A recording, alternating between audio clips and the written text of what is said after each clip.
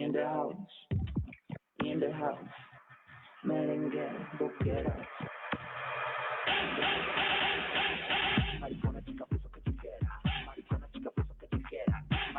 Hola, hola, hola. Domingo en Bogotá. Estamos empezando nuestra Mad Sessions número 13 en un día muy especial en donde estamos recordando y celebrando el orgullo queer. Esperamos que algún día no tengamos la necesidad de estas celebraciones y que seamos orgullosos del amor y de la felicidad de ser libres y de ser las personas que queramos. Hoy tengo el privilegio de entregarle la moderación de estas Mad Sessions a alguien que ha sido un ser de esos de luz que aparecen en la vida de uno. Queremos además empezar a entregar estas moderaciones porque queremos que las Mad Sessions crezcan y que estos temas que son relevantes sean llevados por personas que también pueden aportar mucho más que yo y que muchas veces yo no tengo todo el conocimiento y tenemos una responsabilidad importantísima alrededor de este contenido que se ha ido desarrollando y que se ha ido creciendo.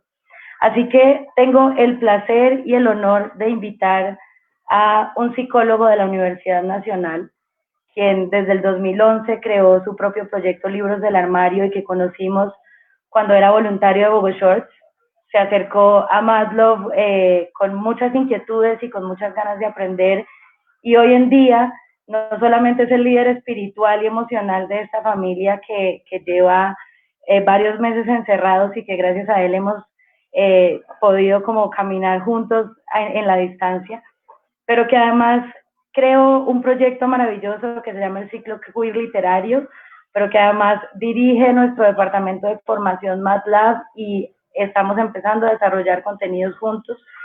Me enorgullece y me llena de felicidad invitar a Carlos Micán a que se una a moderar esta Mad Session. Hola, ¿qué tal?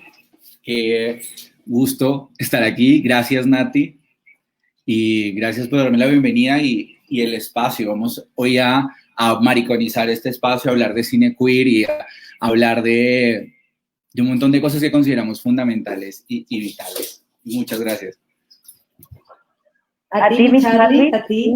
Gracias por tanto amor, por compartirnos que el amor es queer, que el cine es queer, que todos somos queer de alguna manera, y te dejo aquí a cargo de esta Mad Sessions 13. Yo ya tengo aquí mi cervecita para acompañarlos a todos.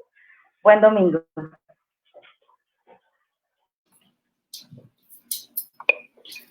Hola, antes de darle la bienvenida a todas las personas que tenemos hoy como panelistas, quiero hablar un poco como de esa pregunta que mucha gente se hace cuando hablamos de queer y lo ponemos con C, U y R, a ver de qué es de lo que estamos hablando. De alguna manera, por motivos sociales y políticos, se ha construido muchísimo un icono que es como LGBT a partir como de una identidad gay, pero muchas personas no nos sentíamos recogidas por esa experiencia porque estando en Latinoamérica, porque estando en ciertos lugares de Latinoamérica y dedicados a ciertas cosas en Latinoamérica y por alguna manera de llevar nuestros cuerpos, nuestras vidas, nuestras decisiones, no podíamos estar totalmente recogidos en esa identidad. Y desde una necesidad fundamental, desde una necesidad desde el amor, de poder hablar de cómo se cruzaban en nosotros experiencias de clase, de acceso a la educación, experiencias vitales como los contenidos o como las voces o como incluso roles y modelos de vida que podíamos seguir.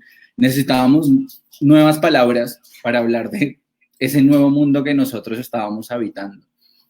Y lo que hicimos fue hacer un translengüeo que sucedió entre Chile y Bolivia de la palabra queer, para hablar de estos lugares de enunciación, para hablar de este lugar donde no buscamos ser normales, desde donde lo que buscamos es un mundo que no violente la rareza, que se acostumbre a ella y que podamos habitar el mundo y reconocerlo en todas sus expresiones y en todas sus formas y en todos los caminos.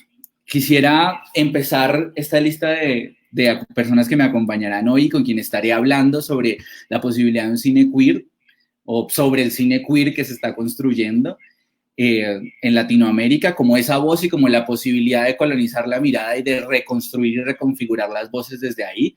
Y quisiera comenzar con una persona que ha llevado y que ha abanderado el activismo desde el arte, que ha sido productora de 2 cortometrajes, Cuerpos en Tránsito y La Primavera Trans, y que está por codirigir su primer largometraje, Jardín de Urano, con Simón Pateu. Ella fue la directora de la Red Comunitaria Trans y es una persona que amo y admiro muchísimo, Daniela Maldonado. ¿No está? Bueno, creo que tenemos un problema técnico con Daniela, pero entonces le voy a dar la bienvenida a Johanna Reposí. Johanna ha hecho varios documentales y películas, hizo Locos del Alma, trabajó durante mucho tiempo en la televisión pública chilena y en la televisión cultural. Hace varios años venimos escuchando dentro de la industria y el año pasado conocimos por fin una obra que ha replanteado un montón la lectura sobre un personaje icónico y vital de vida para el mundo queer. Ella es Johanna Reposí y el documental del que estoy hablando es Lemebel, que se estrena esta noche por Señal Colombia, para que lo pueda ver toda la gente en todo el territorio nacional desde sus casas y que seguramente va a llevar esa imagen performática de Lemebel a otro nivel. Hola Johanna, ¿cómo estás? Hola, hola. Aquí estamos Johanna, muy bien, muchas gracias. ¿Qué te estás tomando? Mira, estoy entre café y agüita por el momento. Yo estoy aquí con un canelazo, que es como agua de panela con un poco de licor. Exquisito. Delicioso. Gracias por la invitación y gracias por estar en este espacio tan importante y también porque ojalá todos puedan ver más tarde en Señal Colombia, nuestros socios hicimos la película Lemebel que va a estar por sus pantallas, así que todos invitados desde ya a que la vean y la comenten después. Y estuvimos en la Cinemateca el año pasado, en la película inaugural del Ciclo Rosa, y fue la primera vez que la vi, y más adelante como que nos extenderemos a hablar de eso. Ahora quiero darle la bienvenida a la presidenta de la sociedad que gestiona los derechos de los productores, una mujer con una trayectoria impresionante que ha construido una carrera a pulso y que ha llegado a muchísimos hogares. Ha hecho películas como Soñar no cuesta nada, y además ha estado en las pantallas con programas tan transgresores e importantes como La Niña, La Promesa, La Ronca de Oro, y ahora precisamente están en el prime time con La Venganza de Analía. Ella es Ana Piñeres, bienvenida. Hola, muchísimas gracias. Ana, ¿cómo estás? ¿Qué te estás tomando? Yo soy de las que me tomo 4 cosas al tiempo. Estoy tomando agua sorpresa, no les voy a decir qué es. Estoy tomando un té, y estoy tomando agua, de todo un poquito. Sí, de esos perfiles de multitasking para la bebida también. Sí, como para que no, mira, y además tratando de entrar tratando de entrar en cuadro, ahí ya. Quiero darle la bienvenida ahora a un crítico, y lo llamo crítico en toda la expresión de la palabra, una persona que está constantemente explorando los límites de la opinión pública y que en lo personal me ha enriquecido muchísimo como ser humano desde que puedo leerlo.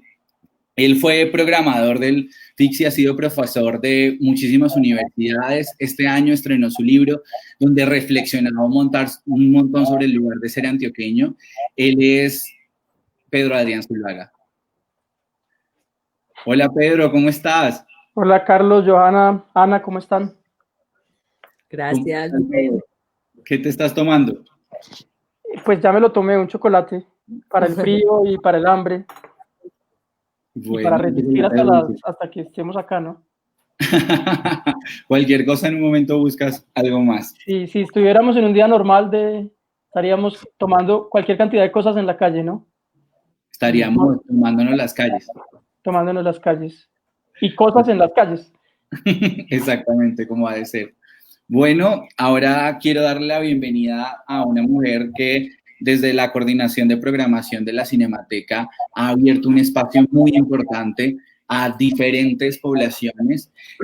Ha coordinado muestras tan importantes como la Cicla, la muestra Afro y el Ciclo Rosa.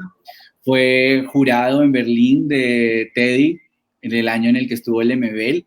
Una persona que admiro muchísimo y que ha sido aliada de los procesos sociales en muchísimos niveles, María Paula Lorgia. Hola a todos, ¿cómo están? Gracias a Carlos y a Magdo por la invitación. Hola María Paula, ¿qué te estás tomando? Me estoy tomando un té caliente y un agua, y un vaso con agua.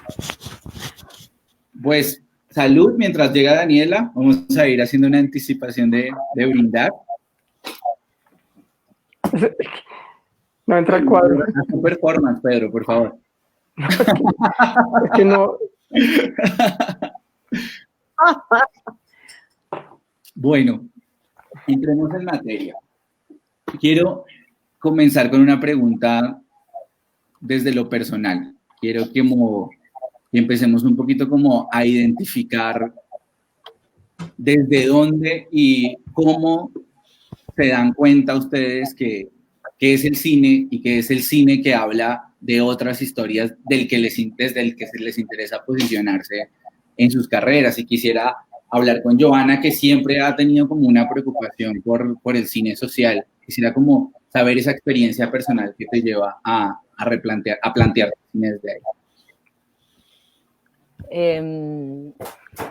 Bueno, a mí la verdad que cuando entro a hablar en mis películas, las temáticas, cuando estás haciendo películas documental, tienen que ser temáticas que te enamoran profundamente. O sea, son temas que personalmente me gustan visibilizar y que por un lado me tiene que conmover, me tiene que tocar el corazón en algún punto. O sea, son historias por las que uno se obsesiona, se enamora y obsesiona, ¿no? Son temas porque es mucho la energía que uno le tiene que imprimir en las películas documentales, desde la investigación, levantar fondos, etcétera. Entonces, siempre cuando yo hablo con mis alumnos, por ejemplo, es como, tienes que estar muy enamorado de ese tema, de creer que es un tema indispensable, ¿no? Y es importante para ti. Y los temas que me han conmovido tienen que ver con temas sociales, como temas como visibilizar temas que son invisibilizados o instalar temas que para mí son importantes y con los cuales me gusta reflexionar, profundizar y generar discusión, ¿no? Ok. ¿Y cómo fue en tu caso, Ana? ¿Cuál es como esa experiencia personal, ese momento en el que tú dices, yo contundentemente tengo que hablar de ciertos temas? Mira, digamos que los temas que con Clara María Ochoa, mi socia, tocamos generalmente también vienen de lo social. En el caso de la televisión, por ejemplo, ha sido muy fuerte poder encontrar desde las historias que puedan ser entretenidas y lleguen a muchos públicos, poder hablar de lo que nos gusta. Entonces, en un momento dado, por ejemplo, cuando empezamos a hacer series de televisión, hacíamos más cine antes, vimos cómo había una ola de televisión que se estaba dedicando a hablar de los capos. Y dijimos, bueno, hablemos de las víctimas. Y hicimos una serie sobre correos humanos que se llamaba Correo de Inocentes. Empezamos a ver que en los periódicos aparecían muchas desapariciones de mujeres y empezamos a hablar con la ONU y descubrimos todo el tema de la trata de personas que se estaba haciendo con mujeres desde Colombia y México hacia España, y en ese momento hicimos La Promesa. Y así sucesivamente hemos hablado mucho del machismo, inclusive desde la música, con La Ronca de Oro, con Tarde lo conocí. Cuando La Niña fue el momento cuando estaba todo el tema de la reinserción de guerrilleros en la sociedad, y dijimos, bueno, hay que hablar un poco también de qué va a pasar con esos 800,000 colombianos que van a bajar del monte y son colombianos. Y hay unos que son víctimas que se han llevado, no necesariamente hay que revictimizarlos, y fue cuando descubrimos la historia de La Niña y de la mano de Juana Uribe, hicimos esta serie.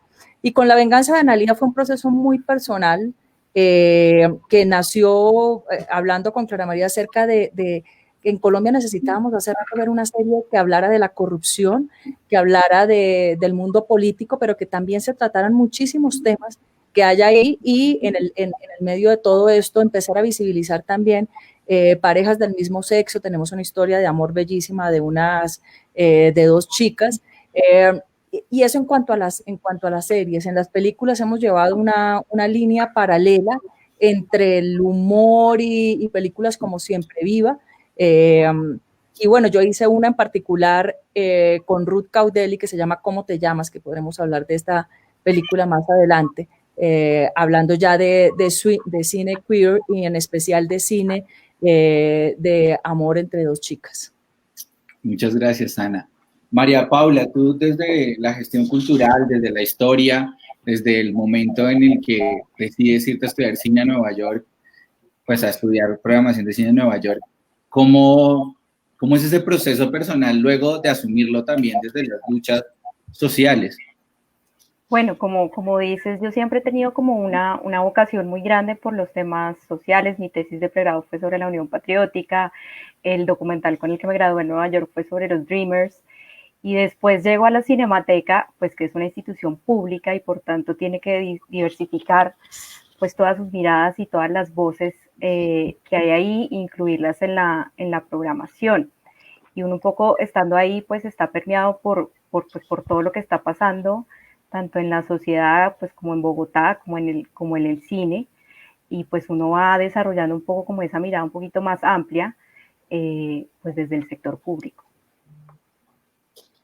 Y tú, Pedro Adrián, ¿cómo te volviste o cómo asumiste esa lucha desde el cine? Como crítico y como programador, ¿cómo desde lo personal? Mira, yo era programador del Colombo Americano, de las 2 salas del Colombo Americano y editor de la revista Kinetoscopio, cuando en el 2001 el Goethe Institut, la Cinemateca Distrital y la Universidad Javeriana crearon el ciclo Rosa.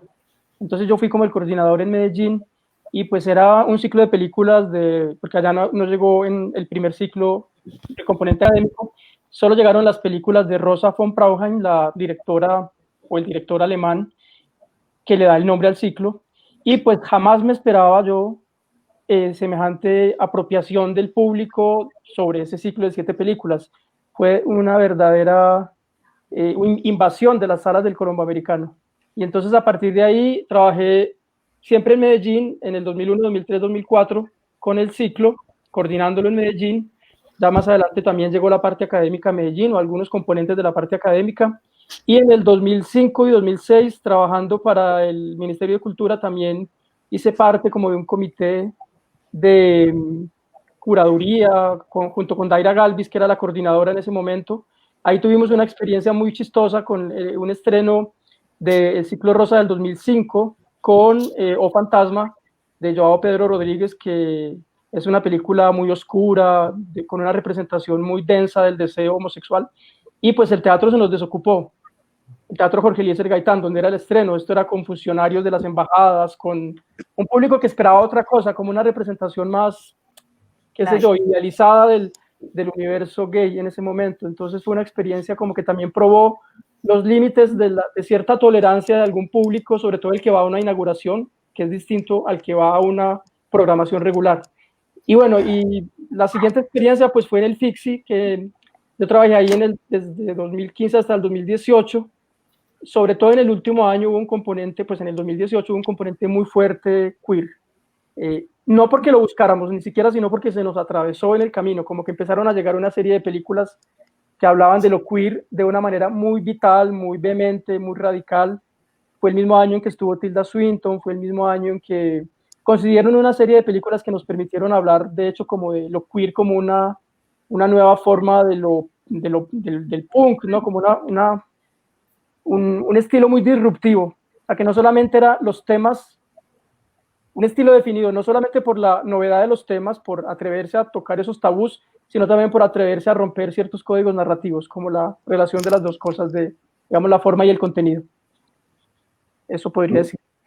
Ok, pero hay otra parte que a mí me parece que tiene que ver mucho también con este queer con CU, y es ese posicionarse como crítico. ¿Qué hace en ti como buscar ese lugar y o pararte desde ahí, y qué costo tiene?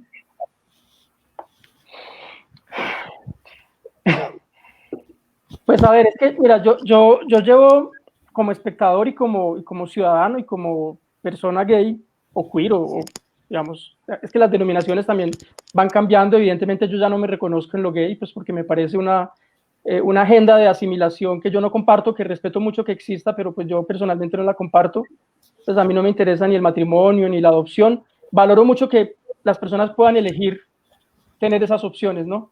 Pero pues en lo personal no se me ha dado y no me ha interesado irme por esos caminos. Entonces yo asisto a las marchas del orgullo gay, que han además cambiado de nombre durante 20 años. Y iba a decir una cosa importante, Carlos. El ciclo rosa fue definitivo para afianzar una política pública en Medellín y Bogotá. O sea, fue, digamos, como un modelo que permitió que las organizaciones sociales se unieran en torno a un reclamo de derechos que de algún modo colonizó la administración pública y que permitió que estas dos ciudades hayan sido pioneras en Colombia. Bueno, entonces, pero ya como para terminar y no extenderme mucho, pues yo he escrito en todos los tonos y en todos los tonos personales, críticos, como que en 20 años o más que llevo asistiendo a marchas cerca del movimiento, he tenido todo tipo de contradicciones.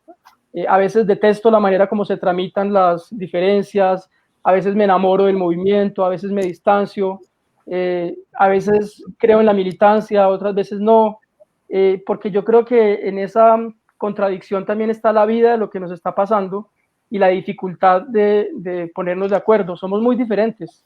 En todas esas letras del abecedario que se incluyen en lo LGBTIQ, hay una cantidad de diferencias y de agendas distintas y yo creo que eso hace que el movimiento esté muy erosionado por dentro, muy astillado, pero yo creo que esa erosión y esas astillas son precisamente parte de su vitalidad. No sé, somos una multitud.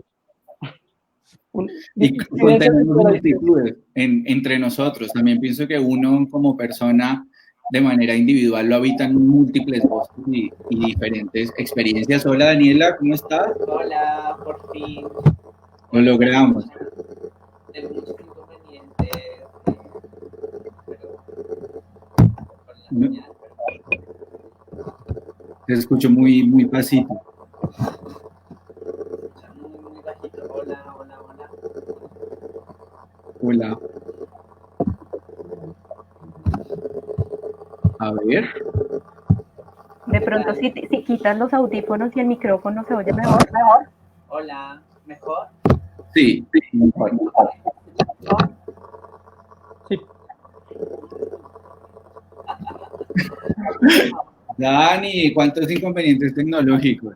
Horrible, la virtualidad me da muy duro. A todos nos ha dado muy duro, muy difícil. Y no nos ha dado duro como sería chévere.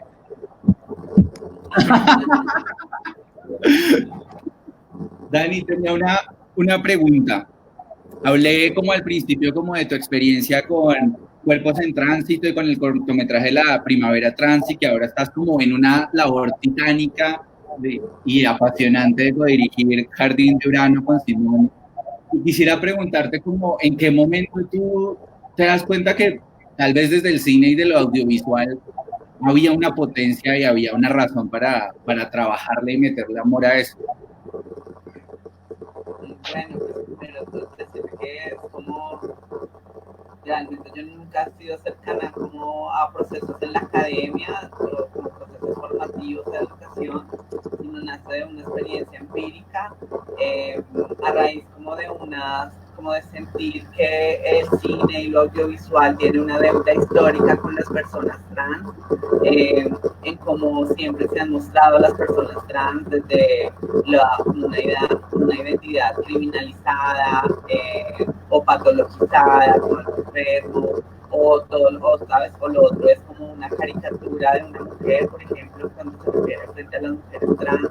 Entonces siempre son figuras estereotipadas, pero muy dañinas, ¿no? Que luego eso en lo social pues toma otra fuerza y esos imaginarios o cosas que se crean en el cine o en lo audiovisual, pues luego en la vida real tienen unos efectos de prejuicio, de discriminación y de estigma a las personas trans. Entonces, a partir como de sentir esa deuda histórica que tiene los medios de comunicación y lo audiovisual con las personas trans, es que empieza como esta necesidad de contarnos, pero además contarnos desde nuestra mirada, desde nuestra forma, un poco también como que pues nosotros no hemos tenido espacios de participación en lo cultural y lo artístico, entonces pues también es una forma casi como de apropiarnos a la fuerza de unas cosas y escribir sobre esos renglones y mostrar como, mira, esto es lo que nosotros pensamos del mundo, de la vida, del amor, del patriarcado, es como coger esas formas que existentes y a partir de ahí devolver las miradas de lo que nosotras creemos y pensamos. Entonces esta historia también pues es necesaria de construir y de hacer porque nos pone en otra posición como una mirada. Casi siempre piensan como, no sé, sobre el cine queer o demás, que ya porque hay una persona gay o lesbiana, una trans en la peli, ya eso es queer. Saben como, sino que esto es un tema que va como con una postura más crítica frente a no solamente tener una mirada sobre el género, sino sobre lo decolonial, como volver también a sus orígenes de lo que es hacer una producción audiovisual, que es un trabajo en equipo, donde también saben como que cuentan con muchas personas y que finalmente, como por todo esto de lo industrializado, pues se ha perdido mucho de eso, ¿no? Entonces, pues también es una apuesta comunitaria de mujeres trans, trabajadoras sexuales, que desde la calle, desde sus experiencias de vida, pues empiezan a nutrir este proyecto. Entonces, no es solamente hacer una película, sino que tiene toda una connotación de cómo se relaciona lo que estamos construyendo con nuestras propias vidas. Muchas gracias, Daniela. Daniela toca muchísimos temas y nos abre la boca sobre uno en principal, lo que a mí me parece como muy importante exaltar, y es sobre el privilegio del acceso a poder hacer cine, el privilegio a poder contar su historia, que en Latinoamérica es reciente poder hacerlo incluso y ahora más en ciertas condiciones de vida sociales.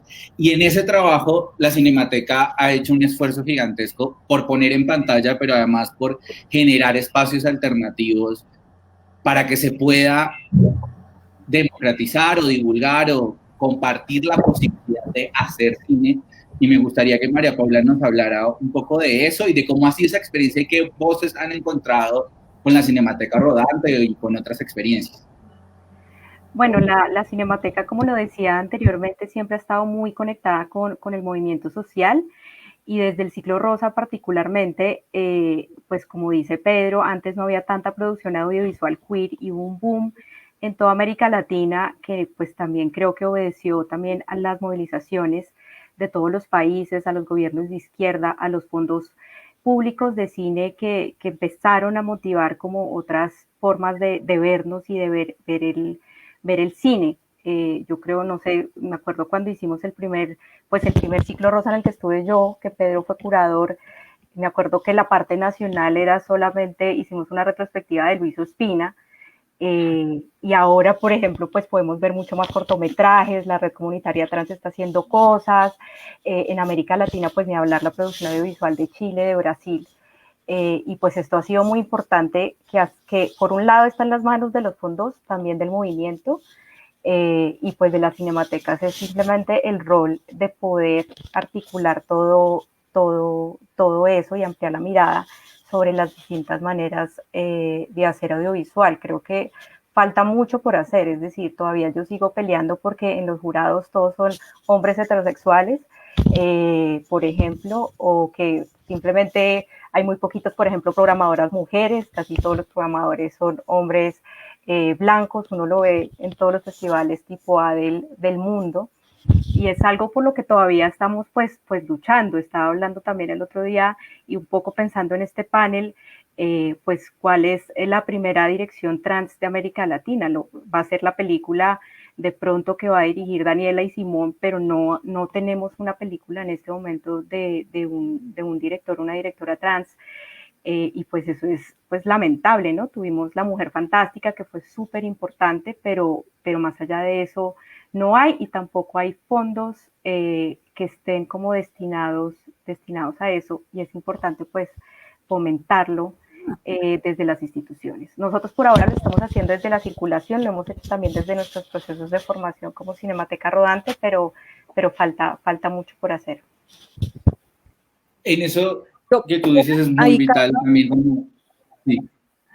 Sí, yo quisiera ahí, a propósito de lo que dice María Paula, hoy veía yo todo el Twitter lleno de un montón de marcas con nuestra bandera y decía, no, pues qué maravilla que cuando uno llega a donde estas marcas oportunistas realmente quieran patrocinar una película que hable de nuestra sociedad, que hable de nuestra comunidad. Mira, hay una película, la próxima película de Clich López que yo produzco se llama En el Verde Mar y me encantaría hablar luego con Daniela de eso.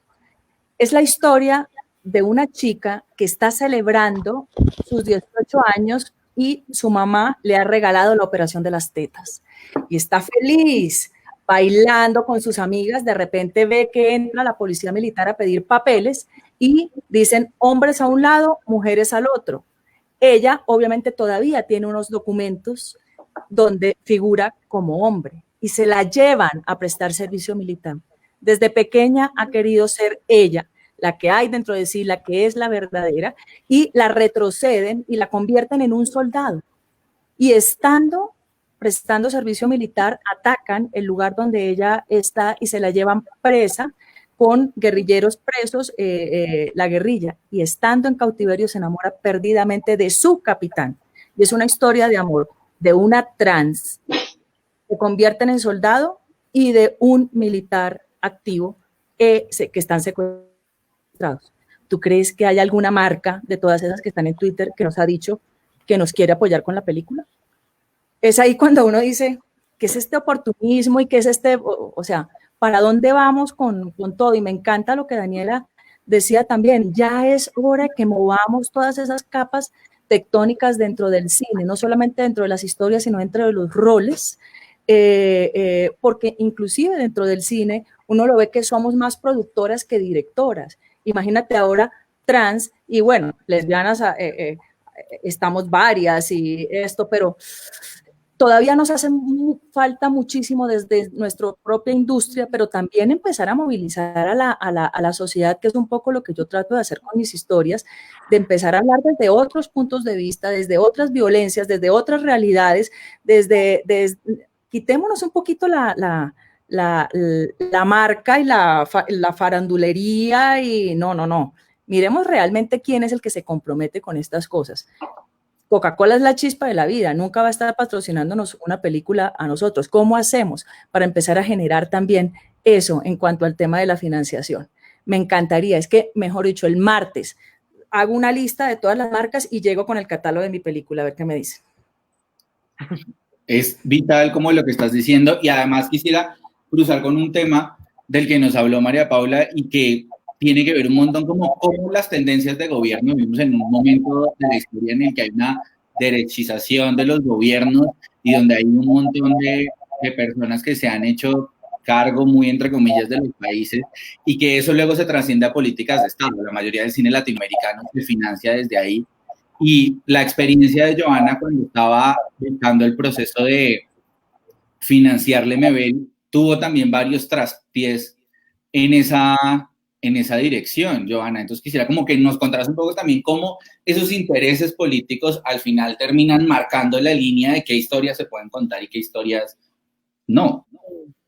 Sí, bueno, en Lemebel la verdad que con la película yo tuve bastante financiación del Estado chileno, o sea, no me puedo quejar de aquello, ¿no? O sea, fue una película que yo la postulé, en Chile tenemos una política, hemos luchado desde el cine en construir una ley de cinematográfica donde tenemos instituciones y una forma de poder financiar las películas en distintos estados que ha hecho de alguna manera que el cine chileno hoy día esté también donde hayan distintas voces y esté como con harta visibilidad en distintos temas, ¿no? En distintas partes, sobre en el documental, en la ficción también, pero fuertemente en el documental ha sido como un boom este último tiempo, de los últimos 15 años de realización. Y Lemebel yo postulé al fondo de guión y me gané el fondo de guión. Con Pedro Vivo, cuando estaba vivo Pedro, yo postulé la película, me gané el fondo de guión. Luego postulé a la fondo de producción, con Pedro Vivo también, ya tenía el cáncer, y en esa oportunidad no me lo gano, con mucha frustración, porque Pedro ya estaba en su último minuto, y yo sentía que podía morir en cualquier momento, y yo toda la película la filmé los 8 años a pulso, digamos, o sea, con mis propios fondos, sin nada, o sea, los 8 años de vida de Pedro, los últimos 8 años los filmé con cámaras mías, de amigos, prestadas en distintos momentos, y bueno, no me gano el fondo, pero luego lo postulo en el año siguiente y me gané el fondo de producción, y me he ido ganando después distribución, después tenemos con Señal Colombia una coproducción, entonces, la verdad que siento que, bueno, yo siento que tuve un buen apoyo gubernamental y con la figura de Pedro en ese momento. Ahora, Pedro ya era conocido, ya estaba, había sido más, era una voz muy importante en Chile que se visibilizara, ¿no? Y yo siento que, y más que de los fondos estatales, hay quienes financian, o sea, más que quienes financian, que los jurados son mis pares en Chile, o sea, en el fondo quienes financian las películas, que en el fondo evalúan los proyectos y tal, son cineastas, guionistas, y el Fondo de Cultura no tiene, y si tú llegas a la última instancia hay un pitch que te entregan ese fondo. No así con el CNTV, que yo me gané un fondo y me lo quitaron, pero eso fue un problema que hubo interno en Chile de malas bases, que se toparon los dos fondos, y en ese caso sí del CNTV existe como un directorio que está fuera de tus pares, que finalmente decide quién se lleva o no los fondos.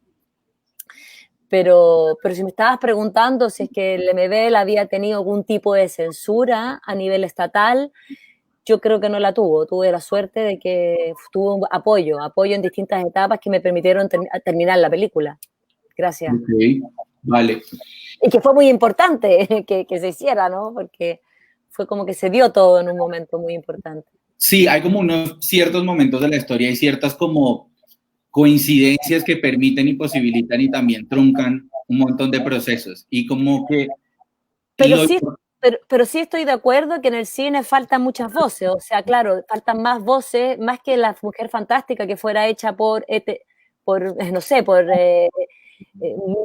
Lelio, que es un gran director. O sea, ojalá que las voces trans estuvieran haciendo sus propias películas, ¿no? Desde esas voces. O sea, yo siento que es ahí donde hay también un espacio que falta por conquistar, ¿no? Y porque tengan ese espacio, y que esté ese espacio, y que se visibilicen las distintas voces también. No solamente de la heteronorma, ¿no? La mirada sobre una trans, que me parece que hay mucho por hacerse todavía. Yo creo, Joana, que no solamente la dirección, sino de pronto la asesoría y la codirección. En el caso de que no exista o una formación o tantas personas trans que quieran hacerlo, y por eso decía que quería hablar con Daniela, porque para mí es un reto que un director heterosexual dirija esta película. Inclusive yo, como lesbiana, que he estado muy cerca del guión y que voy a ser la productora, todavía siento pudor sobre la historia, porque con qué... ¿Desde qué punto de vista lo voy a asumir? Y nos pasaba ahora con La Venganza de Analía. Yo siempre estuve muy cerca, aparte de que co-creé la serie, en esas escenas he estado muy cerca del director para ser muy respetuosa y para que hubiese realmente un amor totalmente desde la mirada desde las mujeres y no solamente desde el director heterosexual que puede encontrar allí. No sé qué imaginarios tenga acerca de esa relación, sin embargo fue muy respetuoso y fue muy buena la asesoría, pero yo creo que también ese acompañamiento es importante en el guión, en la dirección, una mirada verdadera y bella sobre la creación. Sin clichés, digamos, sin estos clichés. Sin estereotipos. Estereotipos, claro. Pero con verdad, que tenga con realismo. Exactamente.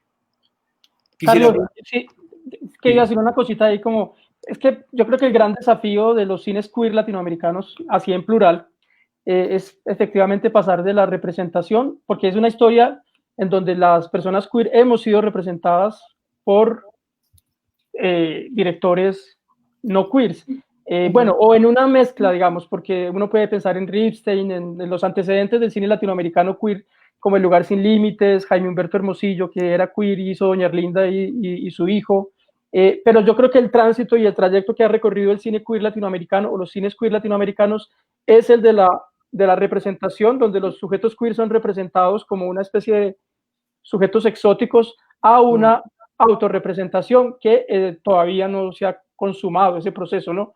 Yo creo que efectivamente experiencias como las que van a tener Simone y Daniela son muy importantes, o como la que tuvo, hay una película que bueno, yo creo que todos la conocemos, Joana especialmente, que es chilena, que es Naomi Campbell, ¿no? La película de Camila José Donoso y Nicolás Videla, ¿no? Donde en la misma película está ese paso de entregarle la cámara a la persona queer para que ella misma se registre, ¿no? Yo creo que ahí hay en la propia película hay ese paso, ese tránsito de la representación a la autorrepresentación. Pues yo creo que ahí falta muchísimo. Y yo no estaría tan de acuerdo con Ana. Yo sí creo que más que una asesoría se necesita una codirección. O sea, estar detrás de cámaras, no solamente un advisor, digamos, de experiencia, sino realmente una codirección. Bueno, igual tú tienes pues el ejemplo de Ruth Caudel y ustedes que trabajó contigo en ¿Cómo te llamas? En cómo te llamas, claro, sí.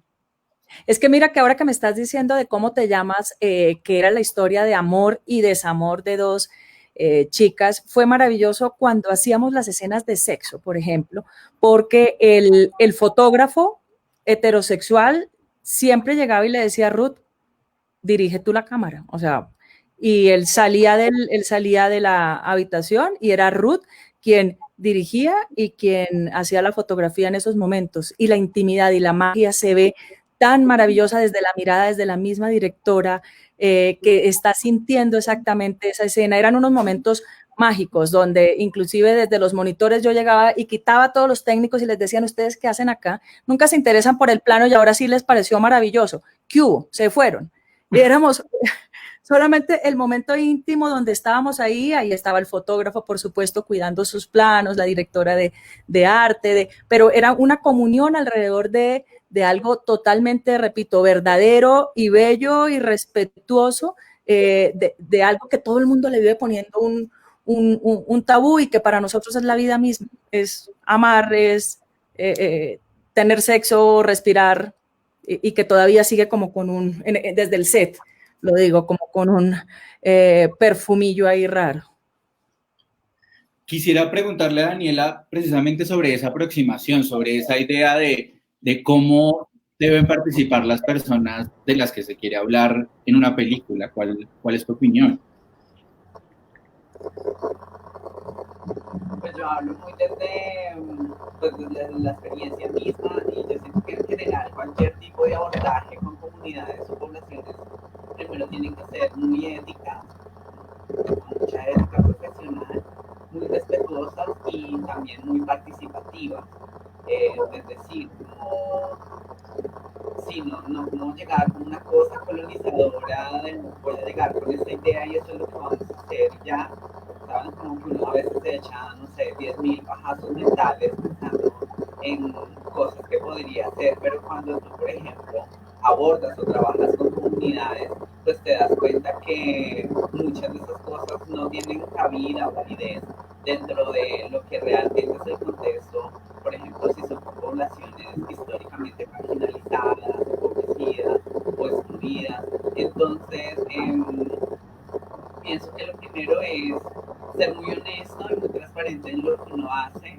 Obviamente, esto de la ética profesional me parece importante y lo recalco, porque a lo largo de mi experiencia he visto mucha gente que puede ser muy buena y puede ser la vaca sagrada de la fotografía o de 10.000 artes, pero como personas son horribles, entonces, y como seres humanos, entonces de nada sirve que sea un trabajo excelente o de calidad si como seres humanos no se conectan con las historias, con las personas.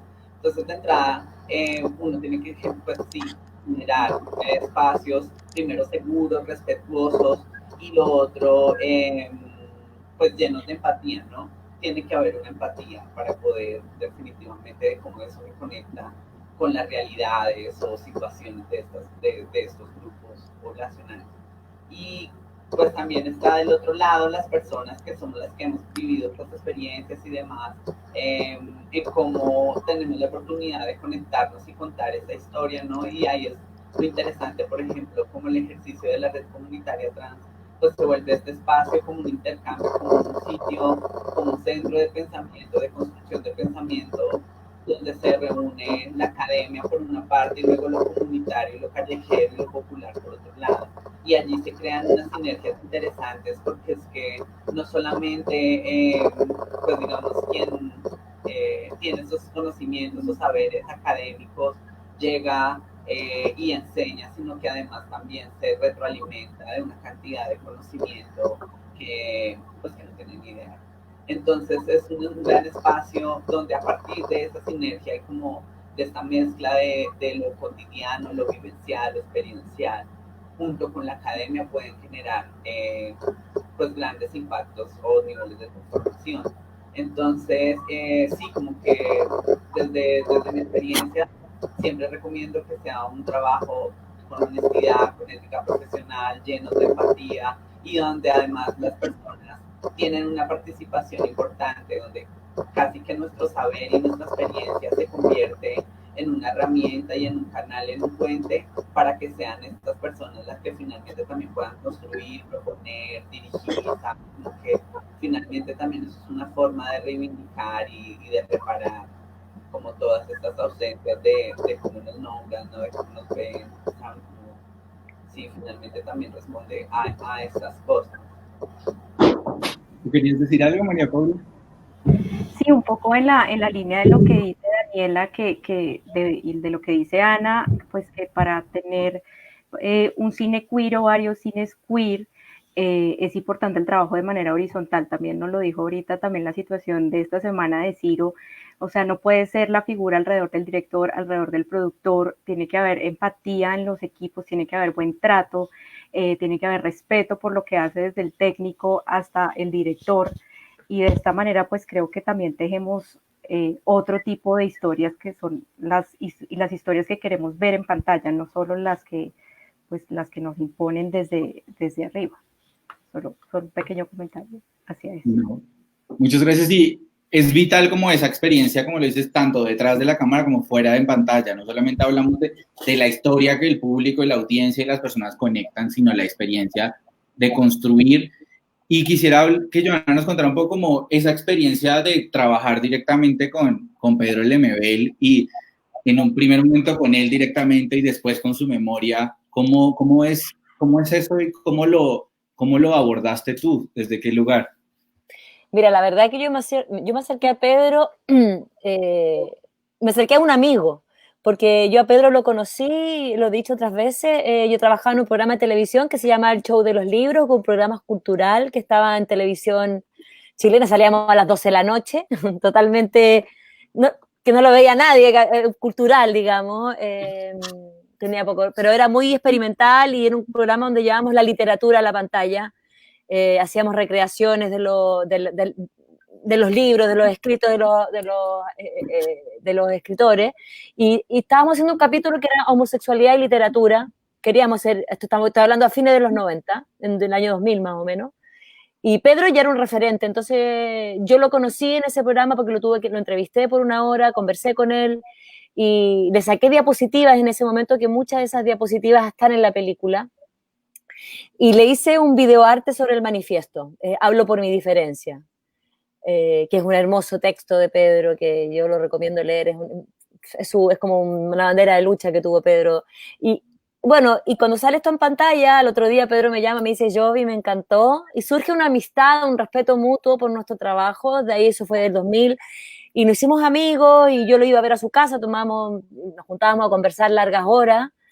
Y yo siempre tuve la gana de querer, me fui a estudiar cine a Londres y volví, y siempre con las ganas de querer hacer algo con Pedro, una película o algo visual. Entonces le propongo en el 2007, Pedro, hagamos una película sobre la obra visual tuya, la performance. ¿Ah?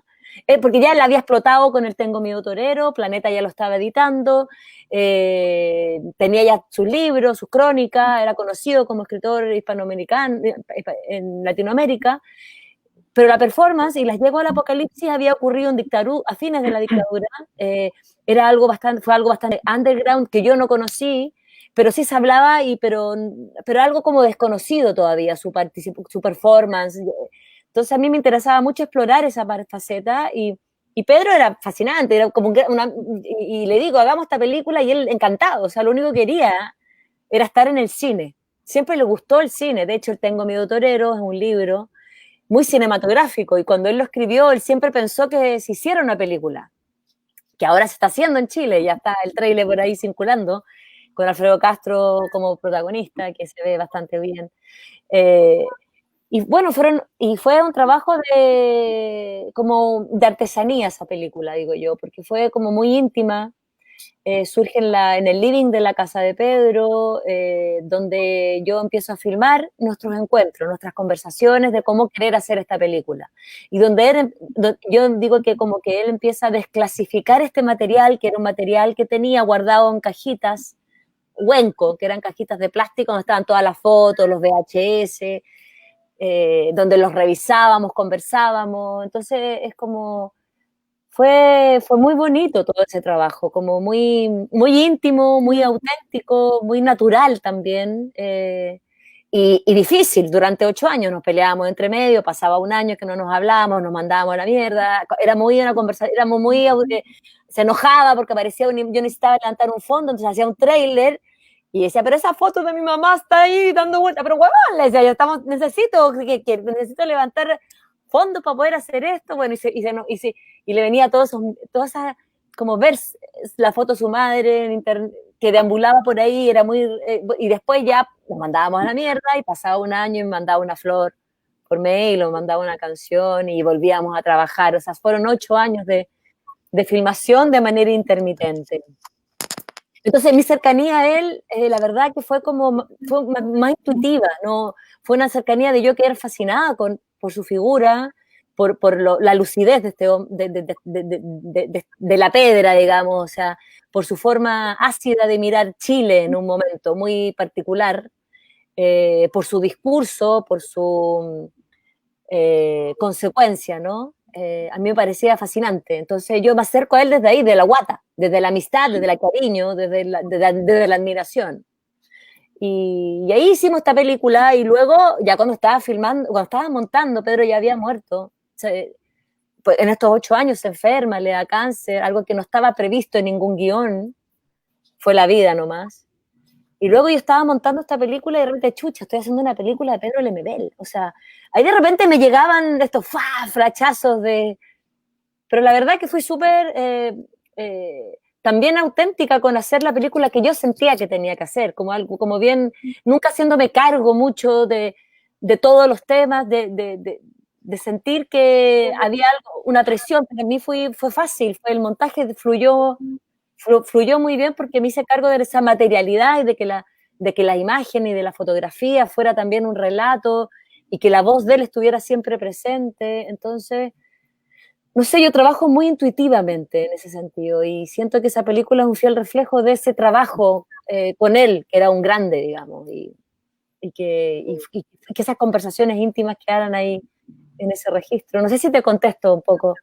Sí, totalmente. Y pienso que hay un valor muy profundo también dentro de hablar de una manera de cine queer, y es el valor de la intimidad. Y no solamente porque en pantalla se refleje la intimidad, sino porque es una forma de hacerlo cercano. El cine se ha construido un montón desde unas jerarquías y desde unas relaciones de poder también como en búsqueda de hablar de un tipo particular de industria. Y hablar de un cine queer también habla de una reinvención de esa forma de relacionarnos y de una forma en la cual se hace el proceso, en una manera en la que se construyen los libretos y una manera en la que se dirige y se cuentan las historias. Y creo que es muy valiosa la manera en la que eso como que atraviesa lo que tú nos dices y me hace como pensar un poco cómo estas maneras distintas de relacionarse y de entrar van a muchos de los procesos en los que se produce el cine, y le pregunto a Ana y la televisión, y le pregunto a Ana, que tiene tanta experiencia, si se imagina cómo podría ser una nueva forma de relacionarnos en el set y una nueva manera de construir las relaciones entre personas, desde un afecto mucho más cercano. Mira, yo lo he estado implementando hace bastante rato en nuestros sets y ahora más que nunca en esta pandemia he estado pensándolo y comenzando a redactar unos nuevos protocolos de respeto y de la diversidad. Nosotros pertenecemos a la Cámara Colombiana, Cámara de Comercio LGBT, y por eso tenemos unos códigos de respeto dentro de la compañía. ¿Sí? En nuestra compañía, digamos, no importa qué identidad sexual tienes, lo importante son tus competencias. Nosotros podemos tener perfectamente una contadora trans y para nosotros eso no es importante, como no es importante que la otra contadora sea vegetariana o que el otro sea hebreo, o sea, para nosotros eso es humanidad y sencillamente profesionales. Pero lo estamos aterrizando cada vez más al set. Y vale la pena empezar a trabajar unos protocolos de respeto a la diversidad y de respeto, cuando yo digo de respeto, inclusive es el mismo trato delicado que uno sabe que es pasivo-agresivo. El hecho de que venga, por ejemplo, el vestuarista y uno lo salude y le diga, hola, Fer. ¿Por qué no le dices hola, Fernando? O sea, ¿cuál es el tema? Nada más desde el tono. Entonces, creo que así como estamos haciendo protocolos de bioseguridad para volver al trabajo en medio de una pandemia, creo que hay que empezar a trabajar también a nivel humano. Y hay otro tema que creo que es importante dentro de la inclusión y pensando también en el verde mar en nuestra película, y es empezar a generar espacios, por ejemplo, donde uno encuentre actrices y actores trans, por ejemplo. O sea, ¿dónde están los espacios? Yo ¿con qué cara, después de La Mujer Fantástica, voy a llevar al cine una historia de amor de una trans y de un militar protagonizado por un hombre o por una mujer, por alguien que no sienta realmente, que no haya vivido el proceso?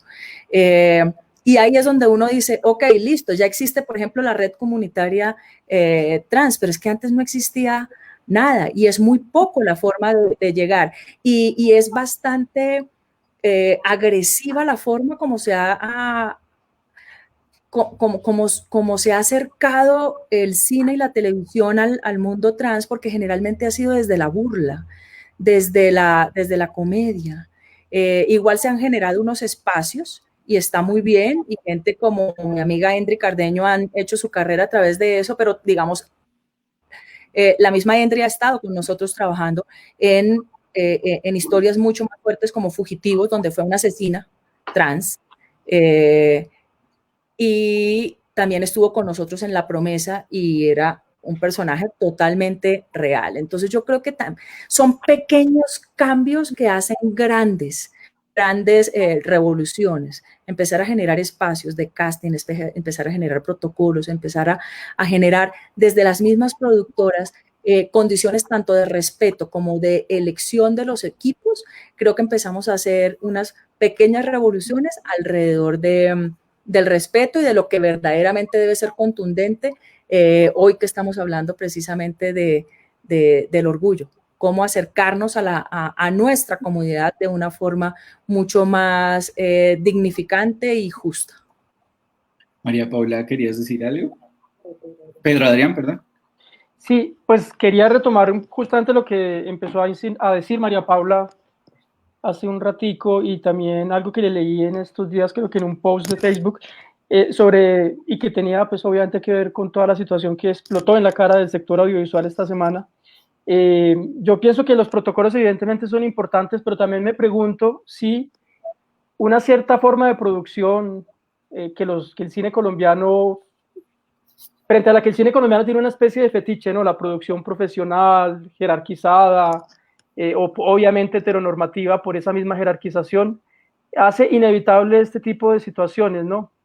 Es decir, no inevitables, propicia, digamos, las condiciones para que ese abuso se presente, y si realmente también un espacio amigable para la gente queer y para las mujeres también no pasa por una transformación de las maneras de producción, que vaya incluso más allá de los protocolos, que yo creo que son importantes, pero es como abrir un espacio donde dejemos de fetichizar esa producción enorme y hagamos un espacio amigable también para un cine más pequeño, que además sería un cine más amigable, no solamente en el set, sino en la representación misma de los sujetos queer, ¿no?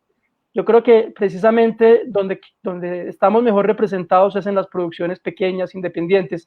Yo con eso no quiero penalizar el gran cine, el cine comercial o el cine de vocación de gran público, pero sí me parece importante también un cambio de mentalidad donde dejemos de fetichizar la gran producción y abramos un espacio para la producción otra y para la producción independiente, para la producción comunitaria.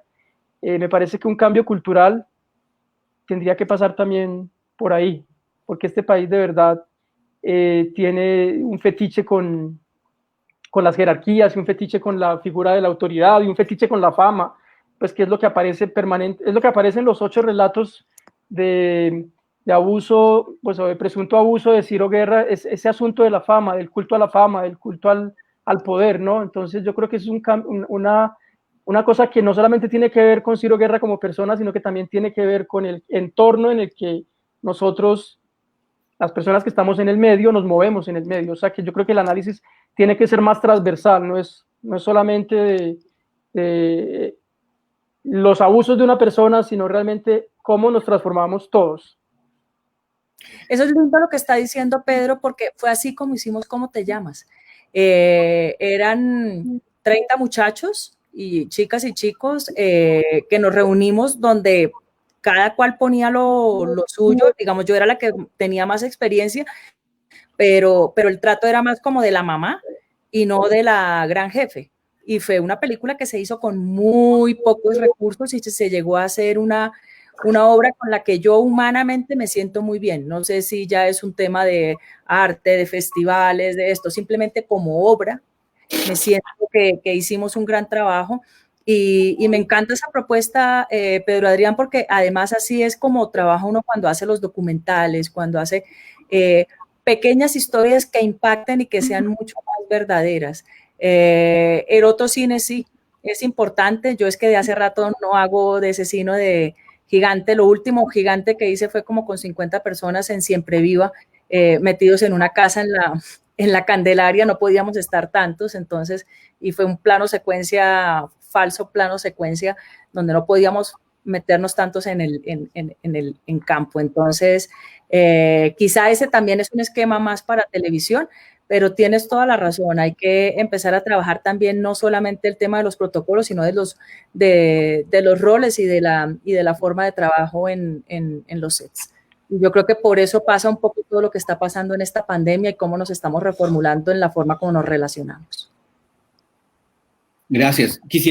Hay una pregunta que nos hace Kia Santos, que es una persona que siempre nos acompaña en Mad Sessions, y preguntan un poco sobre los roles y los oficios detrás de cámaras, y específicamente sobre las personas trans. Y quisiera preguntarle a Daniela cómo ha sido ir construyendo también con la red comunitaria trans una gran escuela para que las personas puedan estar en posibilidad de asumir los otros roles, porque también es que hay que ver de fondo que hay un problema estructural de acceso a la educación y a las herramientas para poder ser parte de esos equipos técnicos.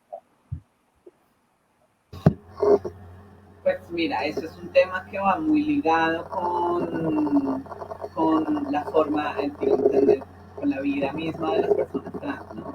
Y es la realidad de las personas trans al no decidir construir su identidad o hacer su tránsito, pues eso hace que te deje por fuera de la casa, que es el primer espacio que pierdes. Entonces, lo primero que pierdes es las redes de efecto y apoyo. Y a ese mismo tiempo, pues hay una deserción escolar por eso mismo, al perder esas redes. Luego solo quedan las calles o los espacios marginalizados, precarizados, donde no hay oportunidades para las personas trans. Entonces, finalmente, tú terminas viviendo todo un círculo de pobreza y exclusión cultural debido a la construcción de tu identidad. Entonces, eso pues, hace que no tengamos acceso a capitales laborales, a capitales educativos, y pues no tener formación en estas cosas, pues tampoco tenemos espacios de participación.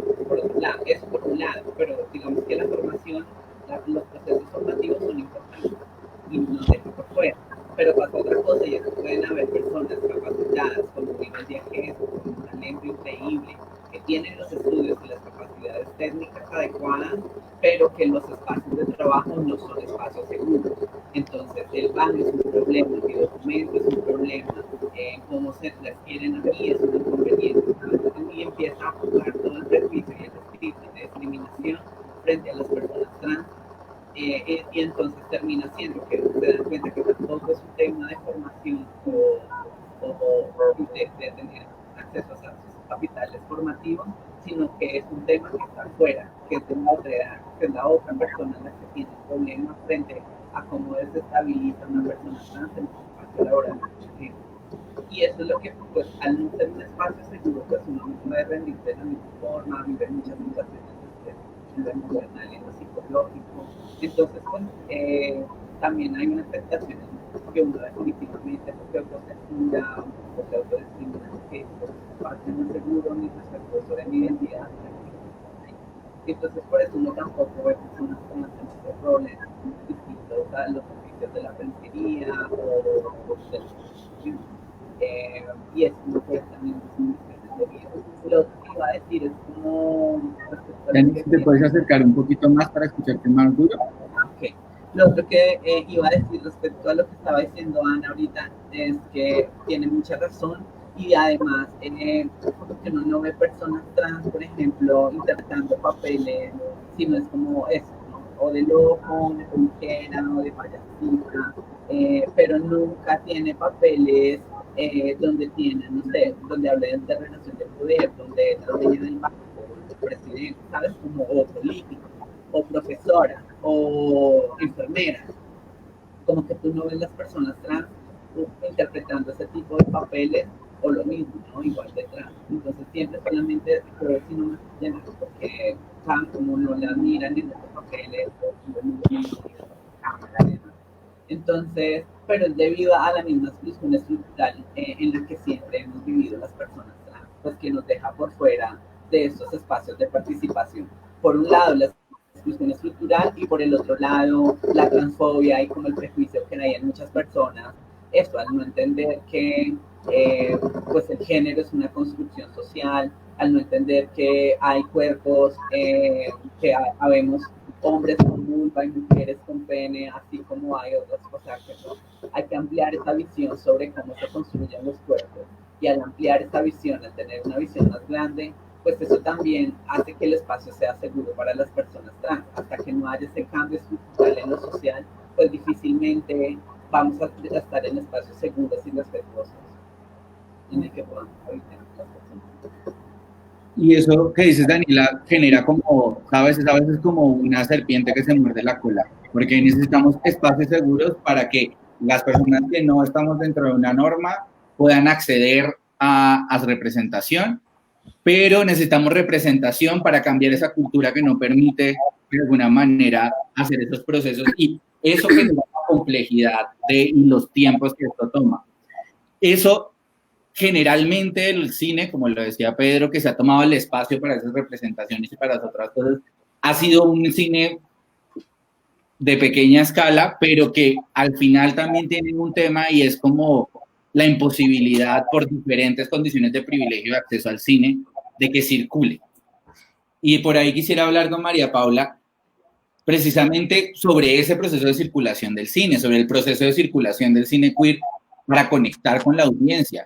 ¿Cómo hacemos para que logramos hacer una película de pequeña escala, pero luego cómo hacemos para que esa representación pueda llegar al mayor número de personas y realmente pueda impactar la cultura en lo profundo? Pues por eso la importancia de festivales como Ciclo Rosa y los festivales LGBTI alrededor del mundo. Si no existiera esa necesidad, pues no existirían estos festivales, y creo también que es súper importante tener un enfoque de interseccionalidad, pues porque como estamos hablando, no se trata solamente de ver cine de gays, de lesbianas, replicando unas historias como sobre el patriarcado, ¿no? Sobre las relaciones binarias, sino que se trata de abrir un poquito más el espectro y no solo, como decía Pedro al principio, de fijarnos en el contenido, sino en la forma de hacer cine. Y yo creo que el ejemplo de Cartagena el último año que estuvieron Diana y Pedro, pues se vio una producción un poquito más abierta, que no era simplemente tener parejas LGBTI en la pantalla, sino las mismas formas de hacer cine rompían, pues eran formas queer de hacer cine, y eso se sigue haciendo, se estaba haciendo mucho en Brasil, y pues lo intentamos hacer, digamos, los circuitos alternativos. Creo que hace falta mucho en el lado comercial, en las salas comerciales. Obviamente solo se piensa en el dinero, y pues estas historias para muchos pues no dan dinero, y hace falta también pues que haya inclusión en este aspecto en las salas comerciales, solo que es como una gran contradicción, pues porque pues no creo que les interesa. No sé, Joana, con Lemebel, si en los grandes malls chilenos se exhibió Lemebel, creería que no, y por eso la importancia de los espacios independientes que muestran otras formas de hacer cine. ¿Pido la palabra? Sí.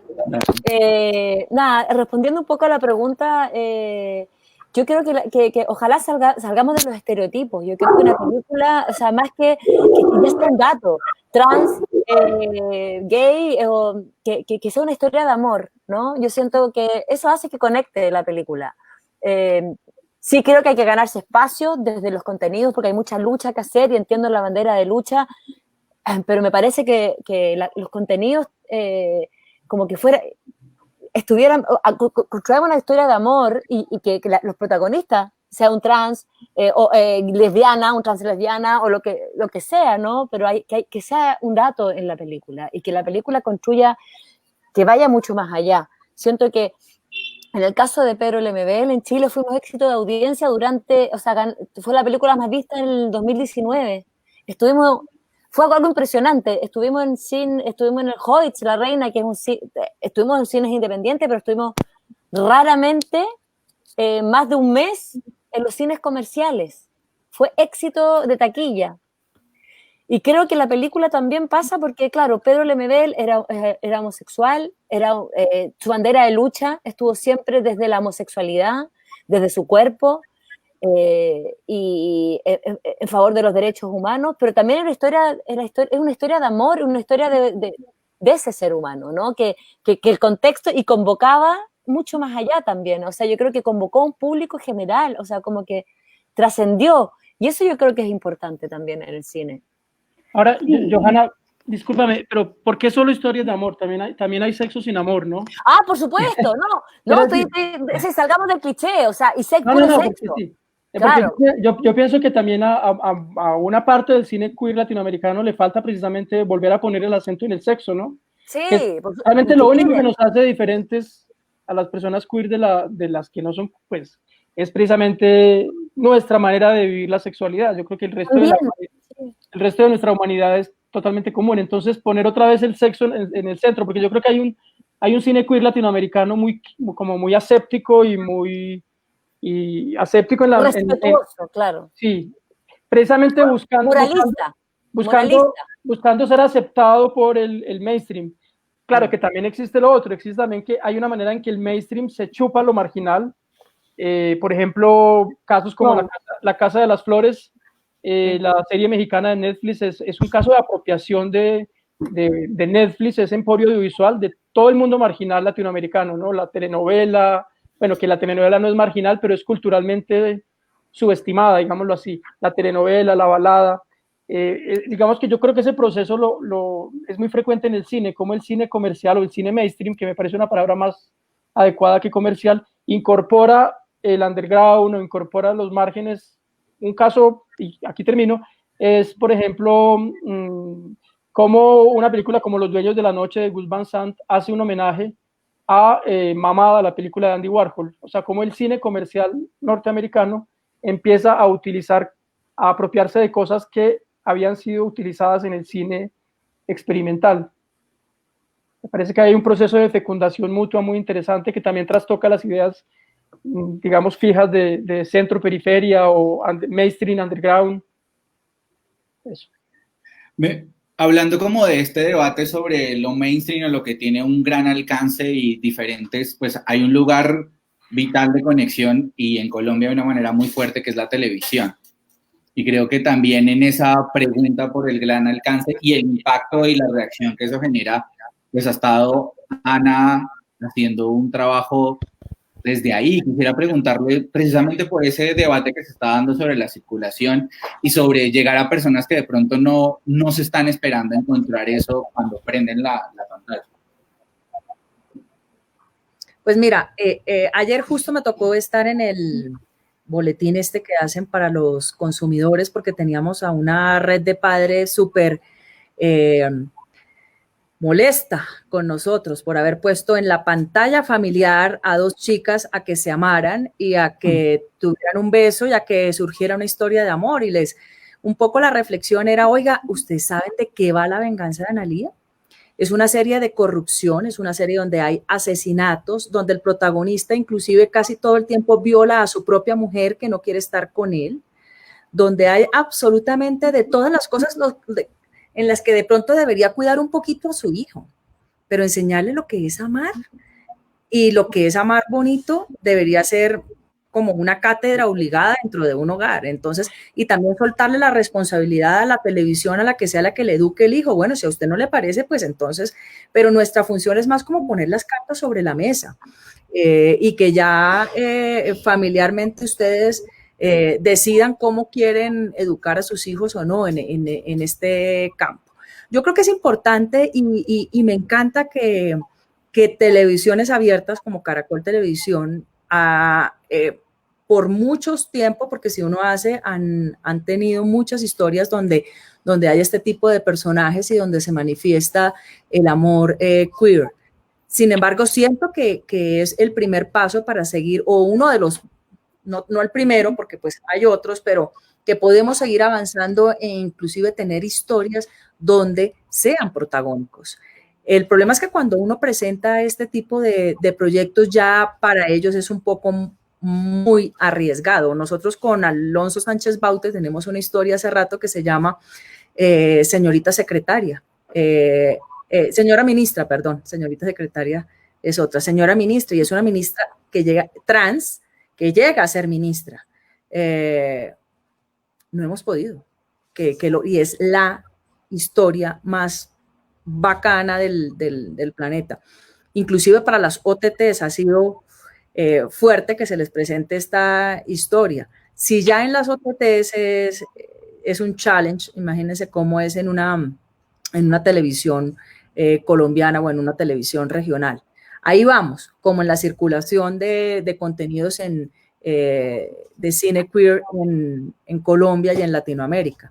Ahí vamos. Cuando nosotros fuimos a presentar cómo te llamas a los distribuidores, pues obviamente nos decían, mira, sí, lo que pasa es que terminamos haciendo un circuito independiente con Black Velvet en Tonalá, en el Colombo Americano, en el Colombo, en Barranquilla, en el Prado, y nos fue, creo yo, que relativamente bien, y esto sí fue a más de 120, todos los festivales de cine LGBT que existían, ahí estuvo la película. La creación de espacios es fundamental. Sí ha sido duro. En el cine, en la televisión todavía necesitamos seguir echando muchísimo machete en ese monte para poder salir de esa selva, que yo digo no de ignorancia, pero sí de un poco más de riesgo. Lo estamos teniendo, pero necesitamos trascender a que haya historias protagónicas con historias de protagonistas queer y de directores inclusive, y ahí vamos. Pero yo creo que nos quedan muchísimos años por delante para que lleguemos allí. Con eso que dices, pienso en algo y es en una televisión y un cine queer infantil.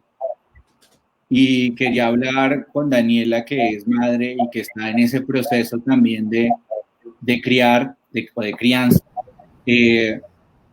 ¿Cómo es esa relación también con una pantalla y con unos mensajes que de alguna manera anulan otras posibilidades y dejar un poquito campo de la imaginación, que es lo que nos queda dentro del mundo queer, muchas veces para construir la realidad? ¿Cómo sería esos contenidos audiovisuales queer pensados en la infancia? yo creo que, mira, a veces también pasa algo, y es que lo queer a veces también puede ser como clasista y excluyente, como que finalmente quien ve cine queer o quien ve cosas queer es como gente que es cercana a la academia o cercana a los procesos artísticos y demás, pero la gente en lo popular, en lo diario, en lo cotidiano, asumen este tipo de acción, de realizaciones. Y es porque sí tiene esta onda como todavía muy escalada en lo alto, ¿no? Como de clase. No. También una cosa muy mediada por el tema de eso, ¿no? De quién tiene el poder sobre el conocimiento o el acceso al conocimiento. Hola, ¿no? ¿Me escuchan? Sí, te escuchamos. Hola. Hola, sí, te escuchamos. ¿Sí? Sí. Hola. Sí, te escuchamos, Dani. Hola. Hola. Listo. Ok, entonces como que a veces son unas cosas que están como, que terminan también teniendo como una connotación de clase, de quien tiene acceso a ese conocimiento, sabes, como que a veces es muy difícil ver cosas de arte o cine queer o de literatura queer con personas que no tienen ni idea o bases, que apenas están aprendiendo a leer, ¿saben? Como acercarlos a este tipo de experiencias es todo un reto. Entonces siento que también, pues, el deber, o sea, tenemos una responsabilidad y el de desescalar esto a lo subterráneo, ¿no? A donde nunca ha llegado estas cosas, que si bien a veces parecen ser como muy populares y muy vivenciales y saben como que finalmente no llegan y tocan a todo el mundo, o no por lo menos con la población que nosotros trabajamos y pues digamos a través, por ejemplo, el acceso a cine, ¿no? También quién ve cine y qué tipo de cine ve.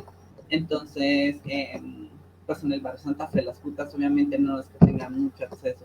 Entonces nos inventamos una estrategia que se llama el cine porro. Y el cine porro es un espacio amigable donde podemos ver cine y hemos visto cine queer, cine, sabes, como muchas películas, sí, realizaciones maravillosas y documentales con personas que no son cercanas a eso, ¿no? Que pues su único referente sobre cine tal vez es el paseo, ¿sabes? Como esas cosas tan... como este,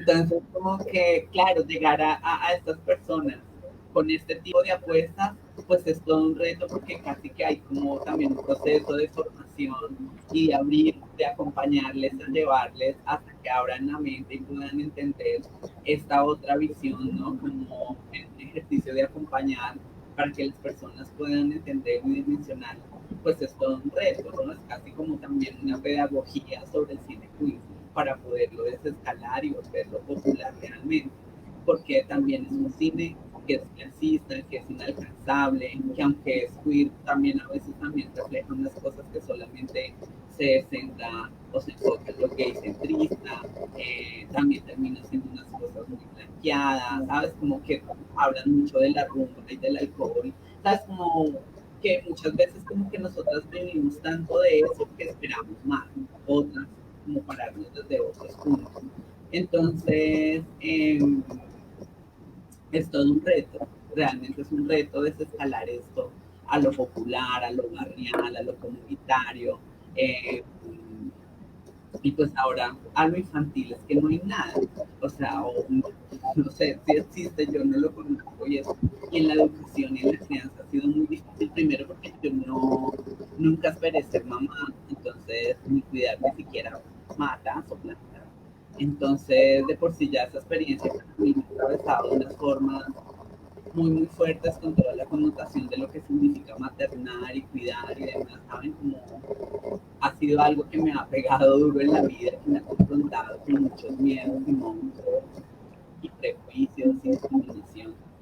Entonces, sí, digamos, de estas formas de cuidar, de maternar o de nombrarme cuidadora de esta persona, pues le hace a uno querer como que además basado en mis experiencias personales cuando era niña, pues siempre busqué, sabes, como que no encontré información sobre muchos temas que yo pensaba o desearía saber y sí, como todos esos vacíos que hay dentro de mis procesos de formación y de crianza, yo como que eso no suceda en ella. Y pienso en esta persona que le toque eso, ¿no? Tiene una educación sin estructuras religiosas o patriarcales o machistas, ¿sabes? Puede fluir por el género, o sea, como que tiene una cantidad también de terreno adelantado frente al proceso de su crianza, que es maravilloso. Y entonces luego pues está toda esta parte, por ejemplo, con la literatura. Encontrar un cuento, sí, donde solamente los niños tienen cabello rubio, ¿sabes? Ya eso de por sí en ella va a generar que las personas todas son rubias y blancas. Y en los cuentos casi, ¿sabes? No hay otro tipo, otra forma de mí. Como en esos cuentos siempre está como muy marcado, como esta cosa tan binaria y normal, que es tan fuerte. Entonces, empezar a leer un cuento con ella es todo un reto. Por ejemplo, estamos leyendo El Principito, pero entonces yo se lo digo que es la princesa, ¿sabes? Y se lo cambio a ella, pero cambiar el lenguaje también es todo un reto y un trabajo. Entonces, leerle un cuento a ella termina siendo súper compleja, porque casi que primero tengo que pasar por mí, como traducírselo, ponérselo en otras formas, mostrárselo como heroína, ¿sabes? Como mujeres con poder o relevancia. Hay unos libros, por ejemplo, que le regalaron que habla sobre las partes del cuerpo, pero es una cosa horrible, ¿sabes? Como suspendo las lecturas porque me parece como no a Lucha, no de esta forma tan binaria, tan machista o tan patriarcal, ¿saben? Como, y también me hace cuestionar una cantidad de cosas que una vez da como por sentadas, por obvias, o las que no les pone mucho cuidado, pues ella me hace como retomar y mirar como en esos detalles, cosas que no dicen bien, ¿sabes? Es que acá hay machismo, esto es violencia, acá habla de, ¿sabes? Como, y ese ejercicio pues es muy fuerte, ¿no? Como buscar una educación amplia, libre, entonces no hay tantos recursos a la mano, entonces casi que uno tiene que construirlos con ellos, o cambiarle toda la versión de la historia, siempre. Sí. Entonces, como reinventarnos, coger un libro, tomar algunas bases principales y el resto volar juntas. Hablar de Reina Nieves y Monteone y generar otra. No, uno critica mucho a Disney y sus pelis, pero está Moana, que creo que es la mejor película que ha hecho Disney, y es para ella, podemos ver Moana 7 veces en el día y ella no se cansa, ¿sabes? Entonces, como que es maravilloso.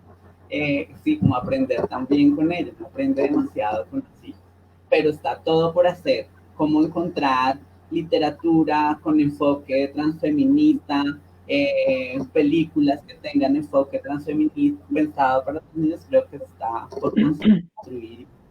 Y ojalá que fuera de la mano de ellos, ¿sabes? Porque cuando uno ve a los niños como una persona con capacidad de agencia, pues se da cuenta de lo increíble y todo lo que pueden brindar, construir y crear. Muchas gracias.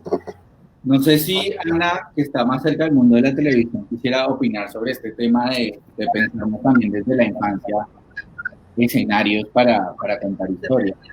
Como, y que yo creo que sí marca mucho, y es, por ejemplo, no sé, y lo digo en mi vida, también esto influye mucho hasta en el tránsito y demás.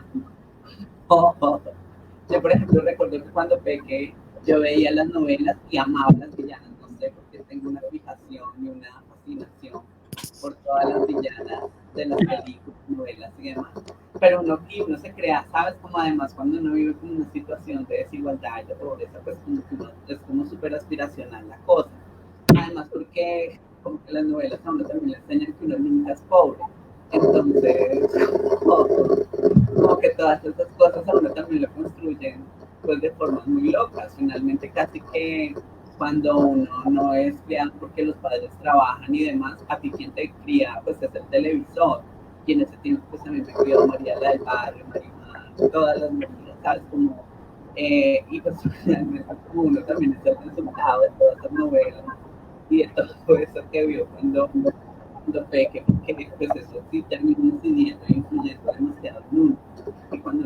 cuenta y puede ser ya como realista de entender que eso es el mundo, no pues, opera en una, pues tienes una nube de tus, pero entonces sí es como esa responsabilidad de los contenidos y de que se crea y de que se hace, pero siento que sí, como que muchas personas en Colombia, no sé, es muy loco ir a cualquier corrientazo, un barrio popular en el sur, y lo que almuerzan pues es viendo noticias de RCN para todo el día, ¿saben? Como en cualquier corrientazo donde vas. Y eso habla de con qué se alimenta pues las personas en Colombia de clase baja, ¿no? Y como, pues, sí, como que es lo que termina uno educando a otro, y porque es tan necesario que este arte pues baje también a estos sitios donde eso no es tan visible, donde no se siente, ¿saben? Como por eso es tan necesario que esto trascienda, pero hacia abajo, no hacia arriba, sino hacia abajo. Muchas gracias. Y con esa pregunta y con esa gran como visión del audiovisual como algo que nos alimenta y que nos nutre, que empieza a ser también parte de nuestro cuerpo y nuestro pensamiento, quisiera como hacer una última ronda como de un poco qué perspectiva y como con qué intención y con qué posicionamiento cerramos esta conversación o con qué nos vamos. Uy, quisiera empezar con Pedro, Adrián. Bueno, mira, yo creo que en el tema central que como que ha dirigido la última parte de esta conversación, que es como la circulación y por qué es tan importante encontrar referentes, las personas queer, vernos reconocidos o reconocidas en referentes. Yo pues no despreciaría en absoluto lo que ha hecho la televisión colombiana, yo creo que incluso le lleva por delante, le lleva ganada la partida por delante al cine. O sea, que ha habido mucha más representación de la disidencia sexual y de la diversidad sexual en la televisión colombiana que en el cine. Y creo que hoy en día, pues también en la televisión, en las OTTs, pues hay muchos modelos y hay muchos referentes de representación. Con lo que quisiera cerrar es que para mí en la circulación hay que combinar todas las formas de lucha. Es decir, es tan importante el cineclub o un espacio como la Cinemateca o un espacio como Cineporro, donde alguna vez estuve en la red trans, como el circuito comercial, como la televisión como emisora de contenidos, como el circuito comercial, si es que alguna vez se vuelve a abrir, por supuesto. Entonces, creo que son distintos ámbitos de intervención social, ¿no? Y que todos son importantes y la combinación de todos ellos es lo que podría dar una gran transformación social. Porque me parece que también, como lo decía antes, con respecto al fetiche de la gran producción, también tenemos un fetiche como con el gran público, y es que el gran público no existe, el público está en todos lados, ¿no? En todos lados, y hay que colonizar todos esos espacios. El aula, por supuesto, quienes somos profesores, o sea, hablarle a 30 personas que son un grupo, en ese tú a tú, en ese cara a cara, de un aula de clase, eso es tremendamente transformador y eso tiene unos potenciales alcances de réplica enormes. O sea, digamos que en cualquier espacio de la vida en el que uno se mueva, pues hacerlo con perspectiva de justicia y de dignidad por todas las personas y pues, de dignidad por toda la diversidad que existe y de respeto, como usted lo decía, Carlos, al comienzo, por la rareza y por la rareza, que es la mejor palabra para traducir queer, ¿no? Sí. Gracias, María Paula. No te escuchamos. Bueno, siento lo mismo que Pedro. Creo que sí deben haber procesos de acompañamiento a la circulación, de formación de públicos, de formación en localidades. Justo este año estábamos pensando para Ciclo Rosa hacer un taller muy en la línea de lo que está diciendo Daniela de escrituras queer. También un poco llamar la atención sobre la historia del cine, o sea, tenemos, pues yo doy algunas clases, pero a todos los profesores siempre los referentes son de directores hombres, un poco a visibilizar más el rol de las mujeres, el rol de la comunidad queer en la misma historia. Anoche no sé si vieron The Disclosure en Netflix, pues toda esa representación sobre el tema trans es muy pesado en el cine en Estados Unidos, en el cine de Hollywood, y pues es importante llamar a un proceso de ver y revisar nuevamente todas esas imágenes de la historia del cine colombiano. y nada, y pues también a pensar un poco menos las cosas desde el privilegio blanco, de tener un poco más esa apertura a que los fondos, a que nuestras mismas formas de ser no estén tan permeadas por eso, y ver un poquito más allá de ello. Eso. Joana, cuéntanos. Sí, yo creo que hablando un poco me parece que hoy día el cine en general es mucho menos jerárquico y cada vez más horizontal. Como que saltarse un poco estos espacios, hablábamos un poco de que no necesariamente tenemos que estar en los grandes festivales, no necesariamente tenemos que estar en los fondos, en los grandes fondos, o sea, creo que una buena película es una buena historia. Y ojalá que se agarren las cámaras de celular, o sea, hoy día se puede, la producción hoy día no necesariamente está en la televisión, en el mainstream, o sea, podemos hacer buenas historias con las cámaras que tenemos hoy estamos encerrados, y encerrados también hay posibilidad de producción, de creatividad, de hacer, de crear, y mi invitación, yo hago clases como agarremos las cámaras y expongamos esos temas, o sea, desde el director trans, o con una actriz trans, hablamos el otro, Pedro me decía, ¿por qué historias de amor? Bueno, pues de sexo, historias, contemos a historias desde el punto de vista que las queramos decir, abramos el mundo, y la forma de abrir el mundo y de contenidos, instalar esos contenidos de la producción y hacer películas, y hoy día las películas las podemos hacer mucho más simples, o sea, una buena historia, o sea, te puede robar una película de mainstream, ¿me entienden? Entonces creo que es como invitarlos a atreverse a construir, a contar esa historia. Es como a que sacar esa voz y a instalarla. A quien le guste, o sea, pero poner esa voz, hoy día están las redes, hay tantos lugares donde se puede estar. Y se puede construir y de ahí puedes saltar a otros espacios de poder también, ¿no? Que me parece que es muy importante. Muchas gracias. Y es muy importante cómo es ir contando las historias, va abriendo espacios para ir llegando a otros lugares.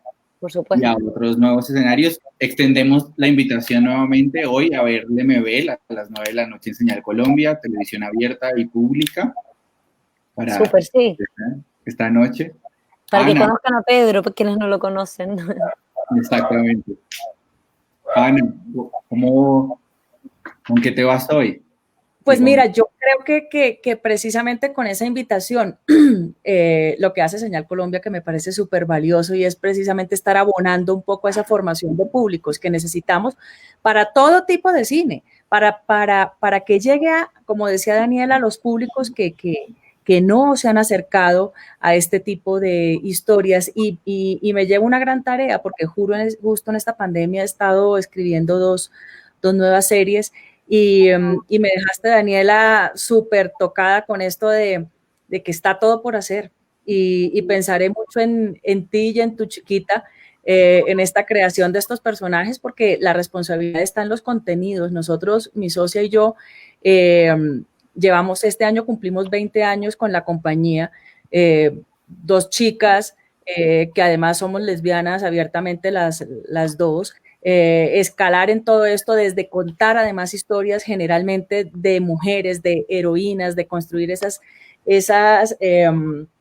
de construir esos desde los imaginarios de la gente, unas historias donde la mujer sea la protagonista, y yo creo que me llevo eso. O sea, ha sido un verdadero placer escucharlos a todos y quedarme con una responsabilidad muy grande de seguir contando muy buenas historias, además desde la misma naturalización. Creo yo que es lo que decía Joana, hay que empezar simplemente a contar buenas historias para que lleguen a los públicos que tengan que llegar. Yo como Pedro Adrián tampoco estoy de acuerdo en eso del cine comercial, y detesto la palabra cine de autor. A mí me parece que detrás de cada película hay un autor, y tiene que ser comercial, así sea dentro de unos nichos pequeños y unas especializaciones de público, pero definitivamente hay que saber a quién se le habla. Nosotros en el mundo entero estamos acostumbrados a hacer cine como desde el ombligo, como mirándonos el mugre del ombligo y mi historia y detrás de mi vida, pero poco mirando hacia quién le estoy hablando y qué responsabilidad tengo yo frente a mi sociedad como cineasta, como realizador. Entonces hay muchísimas cosas que quedan ahí muchos pispirispis que me llevo ya con mis notas acá para seguir trabajando. Muchas gracias, Ana. Daniela, ¿con qué te llevas, con qué te sales de esta conversación? ¿Qué te llevas y qué reflexiones? Primero con una rabia porque casi no me conecto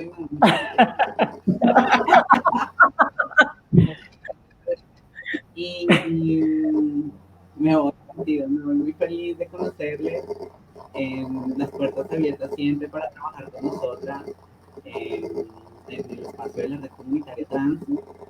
Me voy con esa idea de verdad de pensar en creaciones transfeministas para mi hija y para generaciones que vienen, que son necesitadas ser con una crianza amorosa, cuidadosa, de lo colectivo.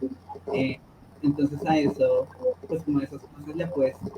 Y también hacer cosas como a proponer, y yo siento que es importante también como crear y construir cosas que dejen más preguntas que respuestas, y que también sean muy incómodas, como que desestabilicen mucho, que tengan unas posturas muy críticas frente a los sistemas, no como cosas que no que sigan perpetuando y legitimando muchas formas de sistemas y de instituciones, sino que por el contrario nos lleve a puntos más allá, entre más críticas, entre más disidentes podemos ser, yo creo que más se puede construir, se pueden llegar a otros mundos, a otros multiversos, ampliar esa cosmovisión.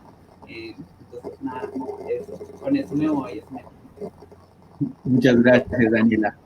Muchas gracias a todas las personas que nos acompañaron, a quienes se quedaron aquí durante estas casi 2 horas sin todavía saber qué es queer, a quienes dieron la apuesta de conectarte a este live, y en honor a la rareza no voy a entrar a explicar qué es queer. Siga explorando. Es que si se define pierde lo queer. Exactamente, vamos y cuando esté definido nos cambiamos de palabra. Por supuesto. Hay varias, ¿no? Hay un montón de palabras. Esperando turno. Hay una fila larga. Un beso, muchísimas gracias. Todo el afecto, todo el amor desde Matlock. Bienvenidas y bienvenidos siempre. Esta es su casa. A todas las personas que nos están viendo, nos vemos en 8 días y esto es Matlock. Gracias. Chao. Chao.